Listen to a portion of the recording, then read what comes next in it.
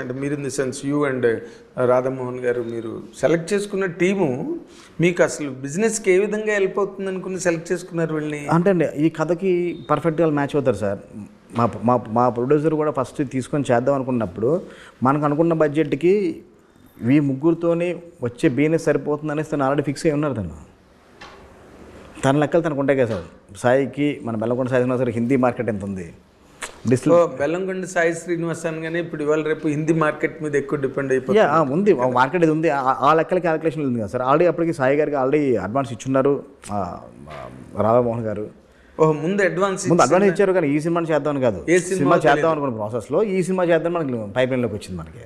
Okay, తర్వాత ఈ cinema నచ్చి ఆయన కూడా జరుగుతున్న సినిమాలన్నీ కూడా పక్కన పెట్టి 3 months కంటిన్యూగా డేట్లు ఇచ్చారు మనకి ఈ సినిమాకి. కంటిన్యూగా అందుకని సెప్టెంబర్ మిడ్ స్టార్ట్ చేసి డిసెంబర్ మిడ్కి సినిమా ఫినిష్ చేసామని. తక్కువ డేస్లో అంటే కంటిన్యూగా 81 days చేసామండి. 81 daysలో కంటిన్యూగా షూట్ చేసాం, ఆల్మోస్ట్ ఎక్కువ బ్రేక్ కూడా లేకుండా. అంటే వాట్ ఈస్ ది అంటే ఇప్పుడు కల్కి అలాంటి ఒక సినిమా వచ్చేసాక అంటే అప్పుడు అంతకు ముందు రావడం సుబ్రహ్మణ్యపురం అవన్నీ వేరే. బట్ ఇది వచ్చిన తర్వాత కార్తికేయ 2 వచ్చింది, కార్తికేయ వచ్చింది, ఇవన్నీ వచ్చిన తర్వాత ఈ కైండ్ ఆఫ్ కథల్ని ఎంతో అద్భుతంగా చెప్పకపోతే ఆడియన్స్కి ఎక్కుతాయా అదే డౌట్ ఉన్నది. అదే అండి, అంటే కల్కి కార్తికేయ ఎన్ని చూసుకున్నా ఆ జోనర్స్లో మొత్తం మైథలాజికల్ అది వేరే ఒక డిఫరెంట్ జోనర్స్. ఇందులో ఇది ఒక ఎలిమెంట్ మాత్రమే మనకి. ఈ మైథలాజికల్ ఒక ఎలిమెంటే, దాని మీదే కథ రన్ అవుతుంది. మైథలాజికల్ ఒక ఎలిమెంటే ముగ్గురు ఫ్రెండ్షిప్ మధ్యన, అంటే ముగ్గురు అన్నదమ్ముల్లో ఉండే ఒక ఫ్రెండ్షిప్ మధ్యన, ఒక ఫ్యామిలీ మధ్యన జరిగే ఒక ఫ్యామిలీ ఎమోషన్ సినిమా అండి ఇది. Okay, complete family action drama, దానికి చిన్న మైథలాజికల్ సెటప్ ఉంటుంది అంతే. ఓకే, ఆ సినిమాకి కంప్లీట్ క్వైట్ కాంట్రాస్ట్. అంటే ఇప్పుడు మీరు మొట్టమొదట you and your producer Bhairavan చూసినప్పుడు, మన గరుడన్ చూసినప్పుడు అసలు ఏంటి, ఏ బేస్ మీద చేసాడు ఈ సినిమా?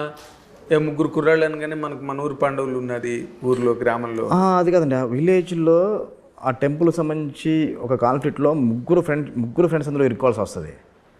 అందులోంచి వాళ్ళు ఎలా ఓవర్కమ్ ఎలా బయటకు వచ్చారు, దాన్ని ఎలా ఛేదించారు అనేది కథగా ఉంటుంది అనమాట. మీరు మార్చేసినట్టున్నారు కదా కథని పూర్తిగా. ఏదండి, మీరు తమిళ వర్షన్ చూసారా? మీరు చూశాను, చాలా వరకు మార్చామండి. అదే నేను అందుకే పూర్తిగా మార్చేశారు, చాలా వరకు మార్చాం. మరి ఇంకా అలాంటప్పుడు అది కొనుక్కుని ఉపయోగం ఏంటండి? మళ్ళీ దానికి రైట్స్ దానికి అందులో ఉన్న మనకి ఎమోషన్స్ మనకి మొత్తం టోటల్ నచ్చితేనే మనం తీసుకున్న తర్వాత మన తెలుగు శ్రీమతి కూడా యాస్టిక్ మన ఫ్రెండ్ ఫ్రేమ్ చేస్తే మన తెలుగు ఆడియన్స్ అసలు చూడరు. అవును, తెలుగు ఆడియన్స్ అసలు చూడరు. అలాగని అందులో ఉన్న దాంట్లో ఎమోషన్స్ మనం ఎక్కడ మనం మిస్ చేయలే కదా సార్. ఎమోషన్ మిస్ చేయలేదు. రేపు సినిమా చూసినారు అర్థమవుతుంది మనకి ఎంతవరకు మార్చాము, ఏ ఎమోషన్స్ మిస్ అయిపోయినాయి ఏంటనేది మీకు క్లియర్గా అర్థమవుతుంది మీకు. ఇంకా ఏం ఎన్హాన్స్ చేసాము, ఏం క్యారెక్టరేషన్స్ ఇంకా క్యారెక్టర్ ఆర్క్లు ఇంకా బిల్డ్ చేసాం మనం, ఏ క్యారెక్టర్ ఇంకా ఎన్హాన్స్ చేసాము మీకు క్లియర్గా అర్థమవుతుంది.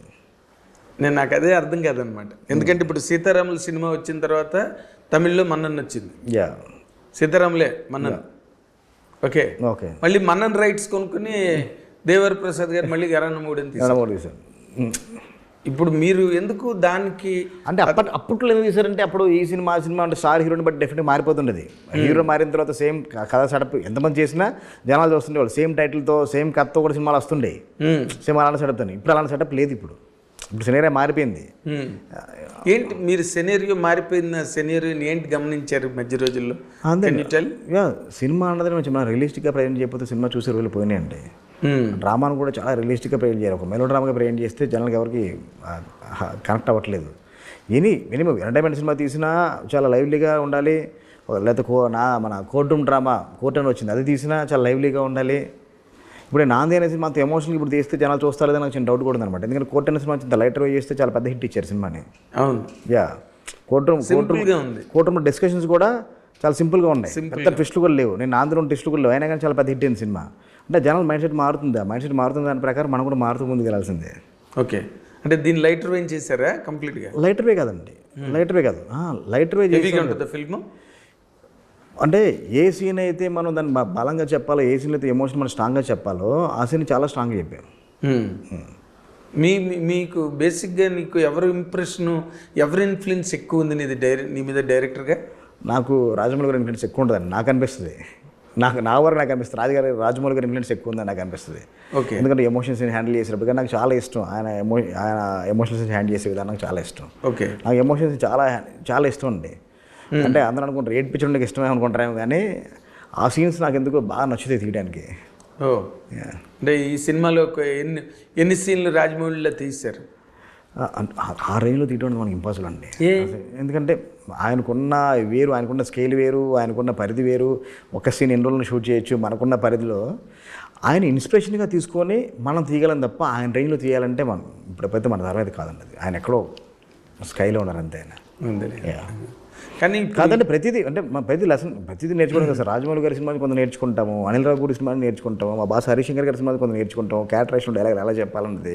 కొట్టాల శివ గారి సినిమాలో నుంచి అంటే ఒక ప్రేక్షకుడికి ఒక డైలాగ్ చెప్తే ఎంత చిన్న షార్ట్ ఫామ్లో ఎలా చెప్పొచ్చు అన్నది. పూరి గారు చెప్తే ఒక అగ్రెషన్తో ఒక యాటిట్యూడ్ ఉన్న క్యారెక్టర్ డిజైన్ చేస్తే ఎలా చెప్పాలి పూరి గారి సినిమా నేర్చుకుంటాం. అలాగే రాజమౌళి గారి సినిమా నుంచి కొంచెం ఎక్కువ నేర్చుకుంటాను నేను. ఓకే, మీ తక్కువ డైరెక్టర్ల పేర్లు చెప్పావు కదా, అవన్నీ దీంట్లో కనిపిస్తాయా ఎక్కడైనా? అలా ఉండదండి. అవన్నీ మనకి ఎక్కడో మనకి మన మీద ప్రేమ్ చేస్తే ఉంటే తప్ప ఇప్పుడు నా బిఫోర్ నా 2 ఫిల్మ్స్లో కూడా ఏ డైరెక్టర్ ఇన్ఫ్లుయెన్స్ ఎక్కడ ఉండదు.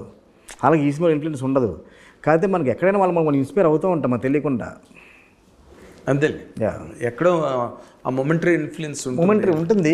కానీ ఒకలా ఇది మళ్ళీ ఆ సీన్ అలా షూట్ చేస్తున్నాను అనిపించినప్పుడు మాత్రం నేను డెఫినెట్ కరెక్ట్ చేసుకుంటా అక్కడే. అవునా? యా. మరి ఇంకెందుకు ఇన్స్పిరేషన్? కాదండి, ఇన్స్పిరేషన్ అంటే ఒక సీన్ చెప్పినప్పుడు ఒక ఎమోషనల్ సీన్ ప్రజెంట్ చేసినప్పుడు ఆయన ఎంత బలంగా చెప్పగలుగుతున్నాడు, ఆయన ఎంత హత్తుకునేలా చెప్పగలుగుతున్నాడు మనకి ఇన్స్పిరేషన్. అది అంటే ఆ షార్ట్ మేకింగ్ అని అనట్లేదు, ఆ షార్ట్ మేకింగ్ ఆ బ్యాక్గ్రౌండ్ స్కోర్ అనట్లేదు, ఆయన చెప్పిన విధానం దాన్ని ఎంత బాగా చెప్పొచ్చు ఉండదు, కన్వే చేసిన విధానం. అదే మీ స్కేల్లో మీకు ఉంటుంది, స్కేల్ ఆయనకు ఉంటుంది. ఎందుకంటే క్లోజ్ షాట్లో అలా పెట్టుకొని కన్వే చేయొచ్చు, లేకపోతే ఒక ట్రాలీ మూమెంట్స్ కన్వే చేయొచ్చు, ఇంకో డిఫరెంట్ యాంగిల్ కన్వే చేయొచ్చు. ఒకరికి ఒక స్టైల్ ఉంటుంది. కానీ కన్వే చేయడం ఎంత బాగా కన్వే చేయగలుగుతున్నాను కదా సార్ మనం నేర్చుకోవాల్సింది పెద్దరెడ్డి దగ్గర నుంచి.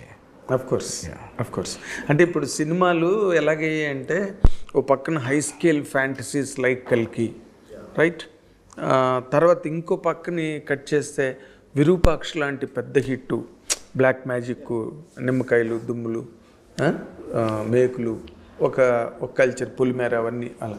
ఇప్పుడు ఈ సినిమాలు ఏమవుతున్నాయంటే ఈ రెండిటికి మధ్యన ఏదో తెలియని దాని నుంచి కొంత దీని నుంచి కొంత తీసుకుని ఇప్పుడు వాళ్ళు చేసేవి కూడా అలాగే తయారవుతున్నాయి. తమిళియన్స్ కూడా వాళ్ళు రియలిస్టిక్ అప్రోచ్ వదిలేసి చాలా రోజులు అవుతుంది. భారతీరాజా గారి అయిపోయింది. ఇప్పుడు వాళ్ళు ఎటేళ్ళలో తెలియక తెలుగు సినిమాల్లో తీసేస్తున్నారు కదా. మళ్ళీ what have borrowed from them.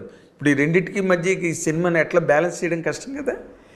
కష్టం అవుతుందండి. అంటే ఇప్పుడు మీరు చెప్పిన విరూపాక్ష కానీ, కల్కి కానీ, లేదా ఇంకో సినిమాలు కానీ, బ్లాక్ మ్యాజిక్ అనే సినిమాలు అన్నారు కదా, ఆ సినిమాలతో పాటు ఎంటర్టైన్మెంట్ వస్తున్న సినిమాలు కూడా జనాలు చూస్తున్నారు, అన్నీ చూస్తున్నారు. సామాజిక వర్గం లాంటి పెద్ద హిట్ ఇచ్చారు, కోర్టు డ్రామా హిట్ ఇచ్చారు.